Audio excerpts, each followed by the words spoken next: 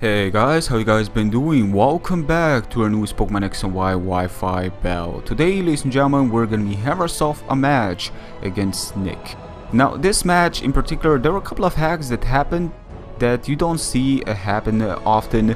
There's crazy turns in general, but also I made a couple of really strange moves, really bad moves, to be more precise. And I kind of feel like, we're in here for educational purposes. Some of us. We kind of learn from our past mistakes. May as well share with you guys some of them. So I'm gonna lead with Rotom, expect him to lead with Cloyster. Sadly, he isn't Focus Sash Cloyster, and that means that my Rotom can just rule supreme, absolutely decimate the Cloyster like it was nobody's business. And that was it. That was pretty much all that Cloyster did. Absolutely nothing. Anyways, I'm gonna switch out to BattleXenon. I guess Cloyster did something. It at least allow him to see what kind of switch I will, get in, and then switch in something more appropriate. But Dragonite is something that BattleXenon cannot touch, especially with multiscale. So I decided to switch out to my Avalok, as he surprised me by going for the Thunder. I was expecting this Dragonite to be physical, but he is special, which is fine because I'm running Assault Vest. Now, I don't want to be playing any games. I'm just gonna go for the Mirror Coat. It was a little bit early. But the thing is, I'm not too used to using Avalok. This is my actual first time truly using Assault Vest. Actually, I believe it's my second time, but yeah, I'm not too used to it, and I still gotta get the whole damage calculation in my head right now, how well this thing can take. Because the thing is, I'm a little bit off on the Dragonite Avalok situations, and he did switch out to Infernape, as I did review the Mirror Coat. After that, I switch out to Hariyama, expecting him to go for the Flare Blitz, as I do have Thick Fat, expecting the Rotom switch. But then after that he goes for Flare Blitz as I switch into Rotom, which I got completely mixed up. So that was a messed up move. The reason I'm saying that was a messed up move is because Hariyama it's pretty easy to say it's gonna be a Deathfire, just because of the amount of HP I'm at, and his whole team can outspeed me. But the thing that I messed up completely is that I should have not played that risky in order to preserve my Deathfire. If you have a Deathfire, that's great. But if you know you're trying to preserve a Deathfire, yet you're still having a chance to risk, like he can overpredict, and you can get overpredicted, then you just Deathfire that Pokemon at that point. Do not save it, because it can just pretty much be even worse.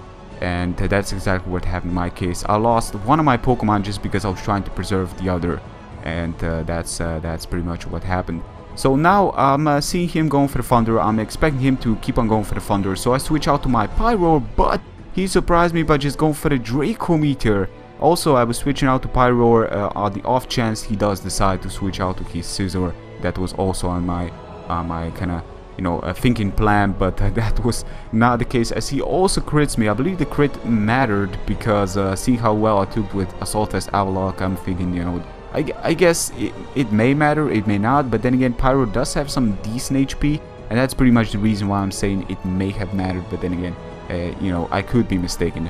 So I switch out to Doublade after that with a -2. I know for a fact this guy probably doesn't even have Fire Blast, which is sort of strange, sort of questionable, because you really want to have that Fire Blast, for the fell Steel types that tend to just take fun, especially like stuff like Ferrothorn and all them things. I've actually not been seeing too many Ferrothorns nowadays on the Wi-Fi and handheld. Kind of surprising. It's kind of refreshing to say the least. He's gonna go for the Surf. He doesn't want to be playing me any more games with Thunder in case he does decide to miss. He's been connecting all of them Thunders, which is just crazy in general. I do manage to go for Iron Head. I unfortunately got paralyzed, but that's about to happen, considering it is 30%, and that's a lot in this game. 30% is a lot. There's a huge difference, a huge gap difference between 20 and 30. Just play this game, you're gonna see firsthand what I'm talking about. 20 and 30 is like day and night in this game. So just imagine what 60 with like 30 Syringa Race, 60 is just broken. But anyways, he does go for the Bullet Punch. Of course, Shadow Sneak couldn't outspeed the Scizor, being base higher speed that he does possess. I switch out to BattleXenon, go for the Waterfall, and I also score a crit. I was thinking that he is choice in some way, but I guess he wasn't, because the Bullet Punch didn't come my way, and I did resist the Bullet Punch, so I was totally fine with that. Pikachu comes in. I do outspeed naturally because I'm running Jolly as well, and even if it was timid, I believe Pikachu only hits 90 base speed, so that's 306 at level 100. So he does manage to get static, which is absolutely insane because this Archeops now can actually rule Supreme. So my plan right now is to switch out to Hariyama, pretty much be a Deathfire. Archeops late game can be a very devastating Pokemon that you should definitely not mess around with.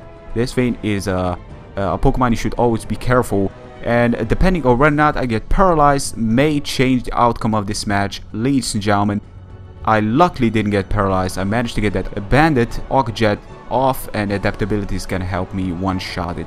That was incredibly close, closer than it should have been. The moves I was doing were questionable. The Rotom switch, like I said before, if you're trying to preserve your Deathfire, be sure that whatever switch you come in with is a perfect answer and you're not risking much, because if you are, then it's not even worth it. But it came down to be incredibly close. So good game, Nick. I enjoyed it very much.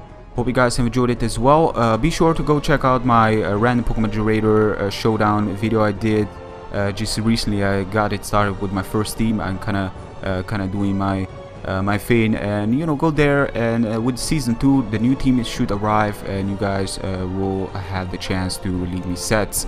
I also, you know, I believe I already mentioned this, but again I'm gonna repeat this.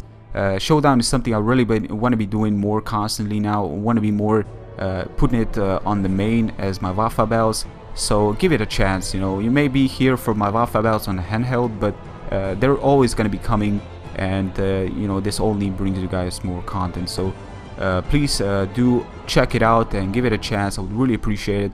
And yeah, that's gonna be it for me today. So if you enjoyed this match, as always, give a like. Thank you very much guys for your continued support, and until next time, take care. Peace.